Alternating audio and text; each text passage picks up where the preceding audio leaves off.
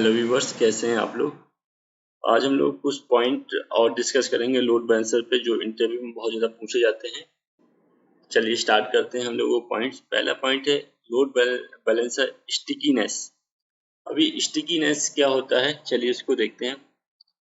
It is possible to implement stickiness to that the same client is always redirect to the same instance behind a load balancer। Means क्या होता है, एक load balancer के behind में जो EC2 instance है, अगर आप ऐसा चाहते हैं कि कोई एक यूजर की रिक्वेस्ट किसी एक पर्टिकुलर आपका EC2 इंस्टेंस पे ही फॉरवर्ड हो और जो इंस्टेंस है उनमें फॉरवर्ड ना हो, क्योंकि राउंड रॉबिन प्रोसेस करता है। यूजर जितनी बार रिक्वेस्ट करेगा उतनी बार उसकी रिक्वेस्ट अलग अलग सर्वर पर जाएगी। अगर आपने स्टिकीनेस अप्लाई कर दी तो उसकी रिक्वेस्ट किसी एक यूजर की रिक्वेस्ट किसी एक EC2 इंस्टेंस पे कुछ समय के लिए, जो समय आप फीड करेंगे उस समय के लिए वो वैलिड हो जाएगी। तो वो उसी बार बार उसी लिनक्स EC2 इंस्टेंस पे उसकी रिक्वेस्ट जाएगी। अदर लिनक्स EC2 इंस्टेंस या अदर सर्वर्स जो बिहाइंड सर्वर हैं उनके पास उनकी रिक्वेस्ट नहीं जाएगी। इसका यूज कहाँ पड़ता है, जैसे आप लोग कोई शॉपिंग साइट कर रहे हैं, आपने कोई डेटा चार्ट में ऐड कर लिया है कार्ट में, और उसको जब पेमेंट करते हैं ना, तो आप चाहते हैं अगर आप बार बार अलग अलग सर्वर में आपकी रिक्वेस्ट डिफर करेगी तो आपका जो आइटम्स है वो कम ज़्यादा हो सकते हैं। इसलिए आप ऐसी वहाँ पे इस चीज़ का यूज कर सकते हैं स्टिकीनेस का, कि आपका वो सेशन उस सर्वर के लिए वैलिड हो जाए, उस यूजर का वो सेशन उस सर्वर के लिए वैलिड हो जाए, किसी एक सर्वर के लिए। तो जो आपने फिक्स कर रखे हैं, जो पार्ट आपने आइटम ऐड कर रखे हैं अपने बैग में, शॉपिंग बैग में, वो आपको दिखे हर जगह, तो वहाँ पे स्टिकीनेस का यूज करते हैं। This work for elastic load balancer and application load balancer. ये इलास्टिक लोड बैलेंसर और एप्लीकेशन लोड बैलेंसर में वर्क करता है। The cookie use for stickiness has an expiration date you control. जो कुकी जनरेट होती है स्टिकीनेस में, उसकी एक्सपायरी डेट होती है। उस एक्सपायरी डेट, उस एक्सपायरी टाइम पीरियड तक वो एक पर्टिकुलर इंस्टेंस पे या पर्टिकुलर सर्वर पे ही उसकी रिक्वेस्ट बार बार मूव होगी, और ये टाइम आप डिफाइन कर सकते हैं। Use cases make sure the user does not loss this session data. ये कहाँ पे यूज करते हैं, जब आप चाहते हैं कि जो यूजर है उसका सेशन का डेटा लॉस ना हो। Enabling stickiness may bring imbalance to the load in the backend EC2 instance।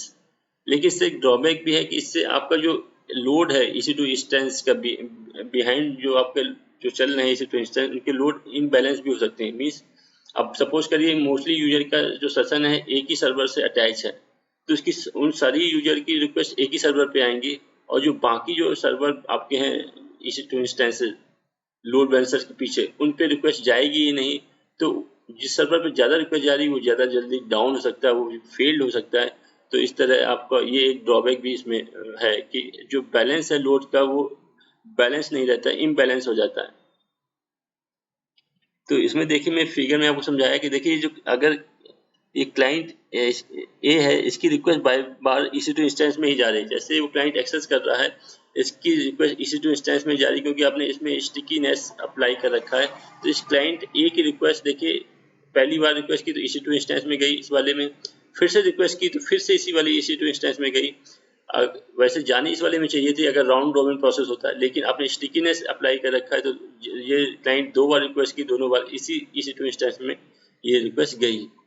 जैसे इस क्लाइंट ने एक बार रिक्वेस्ट की तो इस वाले EC2 इंस्टेंस में गई, और इस वाले क्लाइंट ने एक बार रिक्वेस्ट की तो इस वाले EC2 इंस्टेंस में गई। अगर फिर से दोनों क्लाइंट फिर से रिक्वेस्ट करते तो दोनों ही रिक्वेस्ट इस वाले EC2 इंस्टेंस में जाती। तो ये है EC2 स्टिकीनेस का use.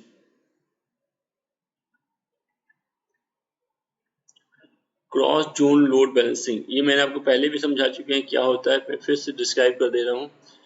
With cross zone load balancing, each load balancer instance distributed evenly across the all register instances in all availability zone।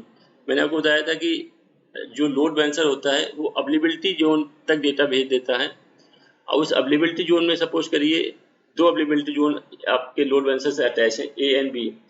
Availability zone A में आपके 4 इंस्टेंसेस लॉन्च है, अवेलेबिलिटी बी में आपके 1 इंस्टेंसेस लॉन्च है। तो जब 50-50 data transfer कर रहे हैं अवेलेबिलिटी ए और बी में, तो अवेलेबिलिटी ए के अंदर तो 4 इंस्टेंसेस है, चारों में डेटा बराबर फॉरवर्ड होगा, तो इसकी चारों EC2 इंस्टेंस वर्किंग में, जबकि आधी रिक्वेस्ट वो अवेलेबिलिटी जोन 2 में फॉरवर्ड कर रहा है जिसमें सिर्फ एक EC2 इंस्टेंस है, तो जो अवेलेबिलिटी 2 का EC2 इंस्टेंस है उसे बहुत ज़्यादा वर्कलोड का फेस करना पड़ रहा है। तो इस प्रॉब्लम शूट आउट करने के लिए आप करते हैं क्रॉस जोन लोड बैलेंसिंग। अगर क्रॉस जोन लोड बैलेंसिंग आप इनेबल कर देंगे तो फिर जो आपका लोड बैलेंसर है अवेलेबिलिटी जोन के बिहाफ में डेटा को ट्रैफिक को फॉरवर्ड नहीं करेगा, वो फॉरवर्ड करेगा EC2 रजिस्टर EC2 इंस्टेंस के बिहाफ में। जितने रजिस्टर EC2 इंस्टेंस होंगे उन सब में वो रिक्वेस्ट फॉरवर्ड करेगा। तो ये एडवांटेज होता है क्रॉस जोन लोड बैलेंसिंग का। Otherwise, each load balancer node distribute request evenly across the register instance and its availability zone only. तो वही मैं जो समझाया कि फिर अगर आपने cross zone availability zone enable कर दी तो फिर वो अवेलेबिलिटी जोन के बिहाफ में आपका ट्रैफिक फ्लो नहीं करेगा, वो रजिस्टर EC2 इंस्टेंस के बिहाफ में आपका ट्रैफिक को फ्लो करेगा। जितने EC2 इंस्टेंस होंगे जिस अवेलेबिलिटी जोन में सब में वो इक्वली लोड को फॉरवर्ड करेगा। तो ये देखिए no cross zone load balancing. अगर इस फिगर में मैंने एक बताया कि अगर इसमें cross zone load balancing enable नहीं है तो ये आपका रूट 53 है। ये ट्रैफिक जो यूजर का ट्रैफिक आया 50% इस लोड बैलेंसर के पास इस अवेलेबिलिटी जोन के पास फॉरवर्ड कर दिया और 50% इस अवेलेबिलिटी जोन के पास फॉरवर्ड कर दिया। तो इस अवेलेबिलिटी जोन में एक ही EC2 इंस्टेंस है तो पूरा 50% लोड इसके अकेले के पास इसको टैकल करना पड़ा, और इसके अंदर 4 EC2 इंस्टेंस है तो इसके पास लोड कितना कम हो गया 12.5 और इसके पास 50। तो इसमें क्या होगा, ये जो EC2 इंस्टेंस है ये जल्दी आपका फेल हो सकता है, अनहेल्थी हो सकता है, तो ये ड्रॉबैक होता है।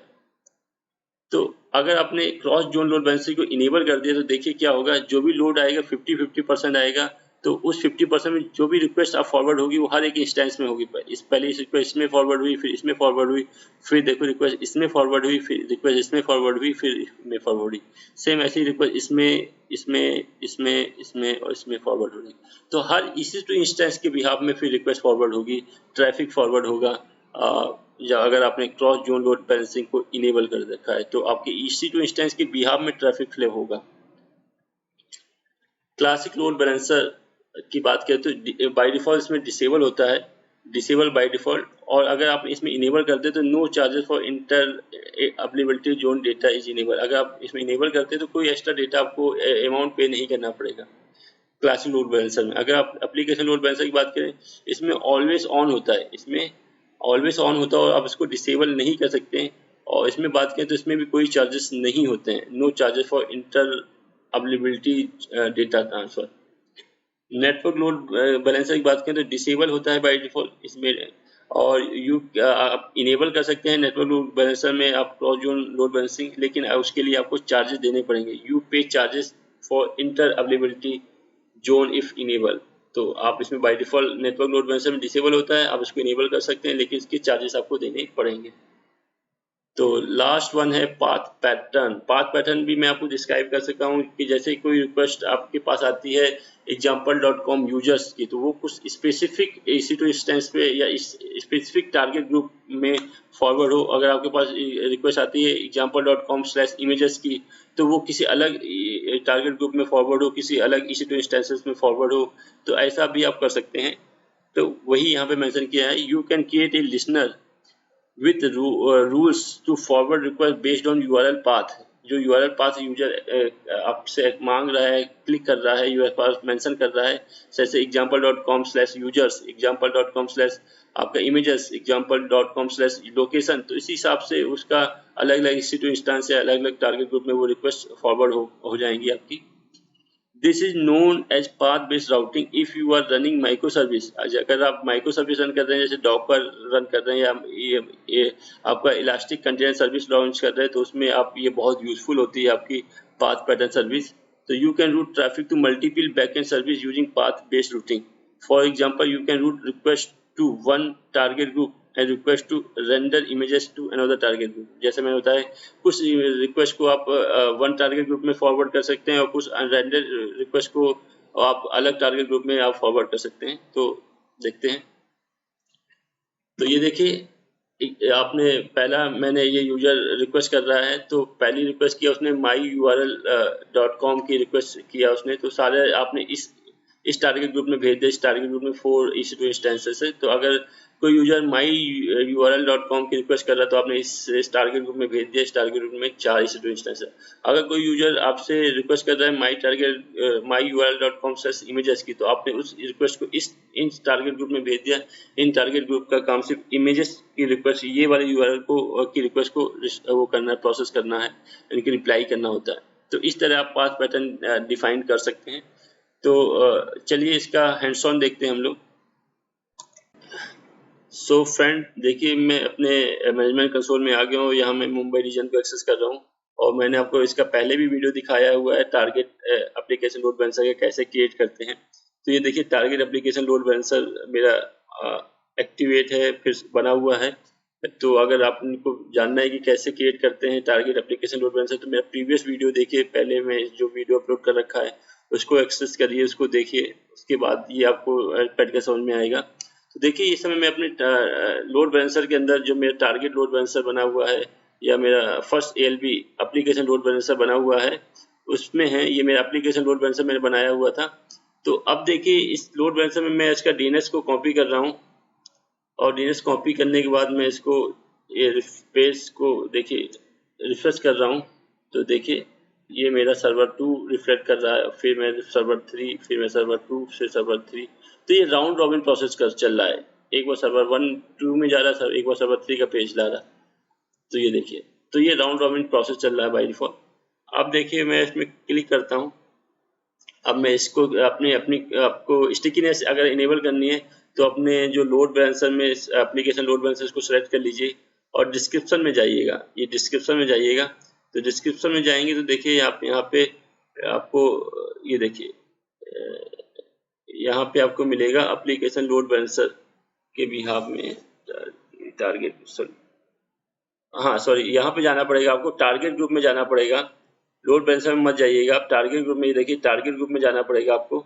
टारगेट ग्रुप में डिस्क्रिप्शन में आप जाइएगा, टारगेट ग्रुप के डिस्क्रिप्शन में आप जाइएगा और उसमें देखिएगा आप, ये देखिए बाय डिफॉल्ट जो लॉन्च होता है वो राउंड रॉबिन के प्रोसेस से आपका लॉन्च होता है। और उसमें ये देखिए स्टिकीनेस जो है ये अभी डिसेबल है आपकी। अब ये देखिए डिसेबल है और उसके बारे में लिखा है कि आप इसको इनेबल करना चाहते हो तो यहाँ पे एडिट एट्रीब्यूट्स में क्लिक करेंगे और एडिट एट्रीब्यूट्स में जाके इसको इनेबल करना है। तो देखिए इसको क्लिक करेंगे हम लोग यहाँ पे और टाइम दे सकते हैं कितने समय तक वो वैलिड हो। आप हावर तक या डेट्स तक भी दे सकते हैं कि उसकी रिक्वेस्ट पर्टिकुलर उस सर्वर के साथ वैलिड हो जाए। तो मैं इसमें क्लिक करता हूँ कि सिर्फ 10 सेकेंड के लिए वो वैलिड हो एक EC2 इंस्टेंस के साथ। तो आप 7 डेज तक इसको कर सकते हैं, 1 सेकेंड से लेकर 7 डेज तक मैक्सिमम कर सकते हैं। देखिए लिख के आ रहा नीचे। तो इसको मैंने 10 सेकेंड के लिए वैलिड किया है कि किसी EC2 इंस्टेंस के साथ अगर वो वैलिड हो तो 10 सेकेंड के लिए वैलिड हो। तो मैं इसको सेव कर देता हूँ। तो देखिए मैंने एट्रीब्यूट्स को यहाँ पे इनेबल कर दिया, स्टिकीनेस इनेबल है, लोड बैलेंसर स्टिकीनेस 10 सेकेंड के लिए है। अब देखिए इसको मैं रिफ्रेश करता हूँ और फिर से मैं अपने लोड बैलेंसर का DNS एक्सेस करता हूँ। ये लोड बैलेंसर का DNS है, इसको मैं कॉपी करता हूँ और यहाँ पे मैं एक्सेस करता हूँ। तो ये देखिए ये मैंने एक्सेस किया तो देखिए सर्वर 2 अभी गया रिक्वेस्ट, सर्वर 3, फिर सर्वर 3। देखिए अब इसमें सर्वर 3 बार सर्वर 3 आ रहा। तो 10 सेकेंड तक ये वैलिड हो गया सर्वर 3 के लिए और 10 सेकेंड के बाद ये फिर से आप इसको रिफ्रेश करेंगे तो फिर से आप दूसरे सेशन में जा सकते हैं। तो ये देखिए स्टिकीनेस का ऑप्शन मैंने आपको दिखाया कि बार बार वो सर्वर 3 पे ही आपको लेके जा रहा है, रिफ्रेश कर रहा है। पहले मैं इस पेज को जब मैंने स्टिकीनेस इनेबल नहीं की थी तब मैं इस पेज को रिफ्रेश कर रहा था लिंक को, तो बार बार सर्वर 2 एंड सर्वर 3 रिफ्रेश कर रहा था।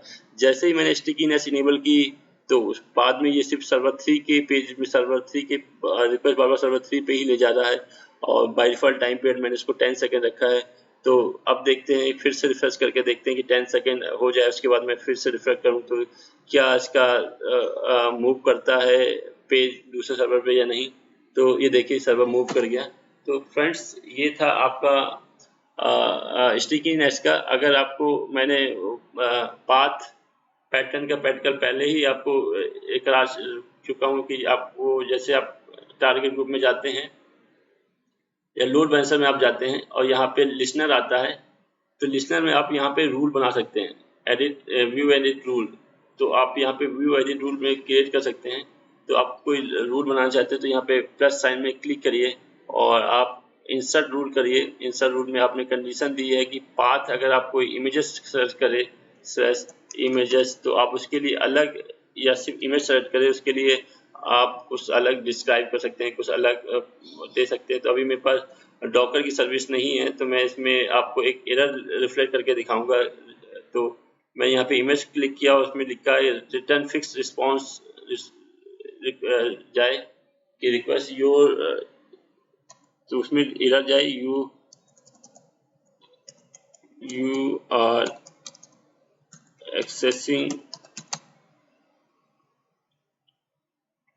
एक्सेसिंग रॉन्ग यूआरएल, ये एरर जाए। जैसे ही वो एक्सेस करे तो ये एरर जाए। मैंने इसमें ये किया है कि जैसे ही वो स्लैश इमेजेस सेलेक्ट करे तो उसके पास ये एक मैसेज पहुंच जाए। इसको मैं सेव करता हूँ।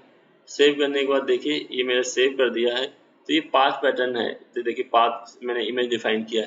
ऐसे आप कुछ भी डिफाइन कर सकते हो। और यहाँ पे अगर आपके जो कंटेनर सर्विस हैं तो उन कंटेनर की सर्विस आप लिंक कर सकते हैं।